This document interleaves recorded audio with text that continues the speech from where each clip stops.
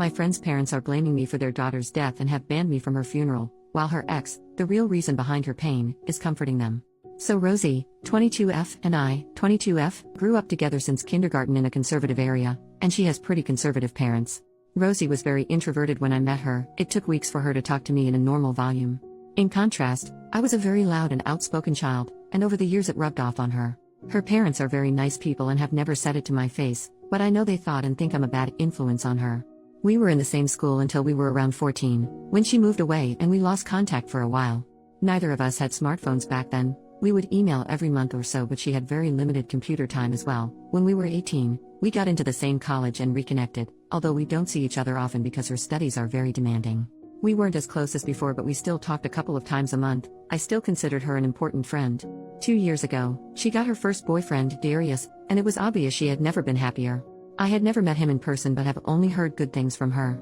Her family knows about him and approves of their relationship.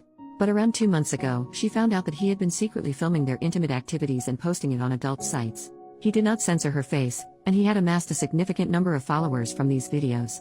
She was mortified and heartbroken but did not want any of their mutual friends knowing, for fear that people in real life could potentially search and see those videos. Since their social circles are very intertwined, she had no one to confide in. I was one of the few people who knew.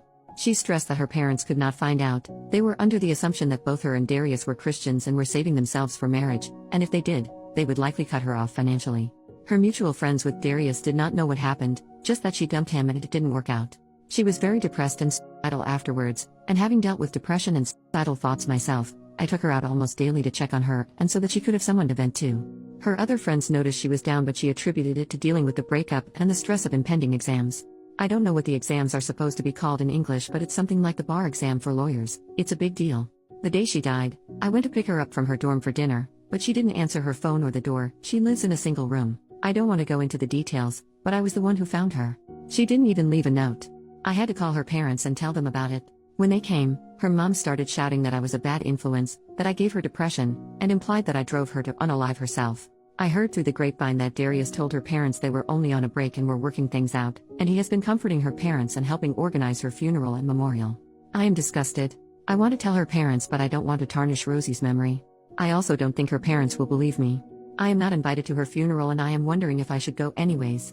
I want to see her one last time, but I'm afraid I might cause a scene if I go. I also haven't cried once since the incident. I think I may still be in shock. I am waiting for the grief to hit me, but it still hasn't yet. I feel like I'm supposed to be traumatized, but all I feel is numb. I don't know if this is the right sub for this, but I'm looking for advice on whether to go to the funeral, whether to approach her parents or confront Darius, and if so, how, and I guess just how to navigate this whole situation emotionally. I know Reddit is the first to suggest therapy. I'm on it. I can't afford individual therapy, but I'm on a wait list through my university's mental health program. I don't have an exact timeline for when I expect to be seen yet. Edit. I tried replying to all the comments but got a bit overwhelmed. Thank you all for the advice and hugs. I want to clarify a few things and share what I've decided so far, thanks to all your help. Rosie deleted all the videos she could find when she found out, and we talked mostly in person. I have some texts from her saying how betrayed she felt and how exhausting it was keeping up appearances and pretending to be fine, but nothing concrete. I have decided not to go to the funeral. I want to respect her parents' wishes, and it probably wouldn't end well anyways. I'm working on finding out who else Rosie told. She said she only told 2 other high school friends. I did some Instagram sleuthing and I believe I found one of them. I sent a message asking to talk about Rosie, but she hasn't responded yet. After the funeral, I want to tell Rosie's parents part of the truth so they can have some closure and kick Darius out of their lives. I want to punch his face in, seriously. I hope to enlist the help of Rosie's other friends who have more credibility with her parents. So far, I'm thinking of telling them that Darius filmed her in the shower without her consent and posted them. That way it's 90% the truth, and I wouldn't have to reveal that they were ever intimate. I will leave the decision to pursue things legally up to them. I will still try to reply to comments, but I need a small break for now. Talking about this is pretty mentally draining. Thank you all again. Update. 1 month later. Hey, just wanted to write down my thoughts and update anyone who was wondering about how things went after Rosie's funeral.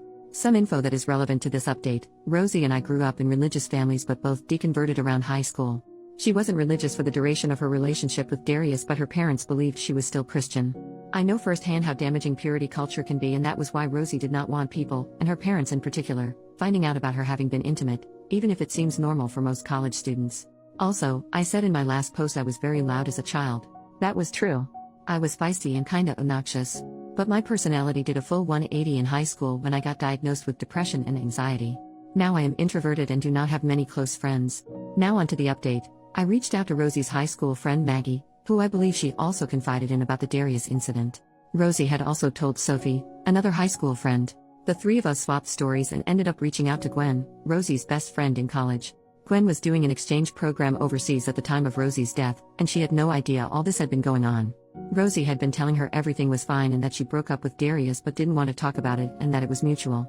We decided to tell Rosie's parents an abridged version of the truth. We told them she was filmed in the shower, instead of during lovemaking, because we felt that where we go from here is ultimately their decision and we shouldn't make it for them. Gwen is on good terms with her parents and met with them to tell them in person. Thankfully, they believed her right away. With Rosie's parents' blessing, Gwen blew up all of their group chats telling people what Darius had done. She also spread the abridged version. Within a couple hours, Darius's ex Nora, 21F, from about 3 years ago reached out to Gwen to say that she had also been filmed without consent and was too scared to say anything before. Nora made an official statement with our school and the school is investigating Darius. Nora and Rosie's parents have also went to the police. Nora had more solid evidence against Darius, so hopefully they will convict him. Unfortunately, this meant we had to come clean about what Darius had actually filmed. Rosie's parents weren't as mad as I feared and didn't hold our abridging the truth against us. There's no verdict as of now. The legal system works surprisingly slowly, and personally, I suspect Darius will get at most a slap on the wrist because his parents are well off and well connected. On the bright side, his social reputation is completely ruined. Most people trusted Gwen and Nora's statements and gave Darius hell. He took a leave of absence from the school and he will likely have to go to college overseas if he ever wants to graduate, because everyone in their major knows about it now. Some alumni from their field even caught wind and got involved. It's really very chaotic. I've asked Gwen not to involve me in any of this, besides giving the police any evidence I have and maybe being called to witness, of course, because my mental health has taken a huge hit from all of this and I don't have the energy to keep up with all the details. I have asked her to give me any significant updates though. Personally, I'm doing as well as one can after all this. Which is to say I'm struggling, but hanging in there, and depressed but not suicidal. Thank you for all your condolences in the last post. A few short personal updates from me. Rosie's parents, after Gwen told them, they reached out to me and asked to apologize in person. I didn't want to see them so we agreed to a phone call instead. They apologized profusely for lashing out at me. I forgave them. They didn't know what was going on. I was hurt but they had just lost their daughter and were understandably very emotional. I probably won't have much to do with her parents going forward. I didn't see them very much before, but I am glad to have resolved this misunderstanding. The funeral and memorial. Gwen was not able to sit down with Rosie's parents until after the funeral. She also had to miss it because she was still overseas at the time. We waited until she came back, so sadly I missed it. Rosie was cremated, and her parents gave us, Gwen, some of the ashes. Gwen took Maggie, Sophie, and I to her and Rosie's favorite spot on campus, and we set up a picnic there. We spread some of her ashes there, had a moment of silence, and started swapping stories about Rosie and her life. I had my first real cry after Rosie left, maybe 3 weeks after her death. It was very cathartic and hopefully the first step to healing. Therapy. I told my parents about everything and they helped me find a therapist with a shorter wait list than the ones in school. I did an intake session, and I can expect to be seen in as little as 2 weeks with a therapist that specializes in grief counseling. In the meantime, I went to some support groups with Maggie, Sophie, and Gwen. I personally don't think it worked for me, because every time I talk about it it's like reliving the whole experience for me, so I will stick to therapy. Sophie and Maggie are still going to sessions. What next? My semester is almost over so I'm trying to tough it out until then. I've told professors in my department about Rosie, they've heard about what happened, and they've been really kind and I've been given extensions on most of the work I missed. I'm not sure if I will be going back to school next semester or if I'm taking a break to recover mentally from all this. Maggie, Sophie, Gwen, and I have bonded over the shared trauma. Rosie had a pretty consistent taste in friends, lol. We will be keeping in touch and leaning on each other. That's about it from me. Thank you if you've read this far. Typing this out helped.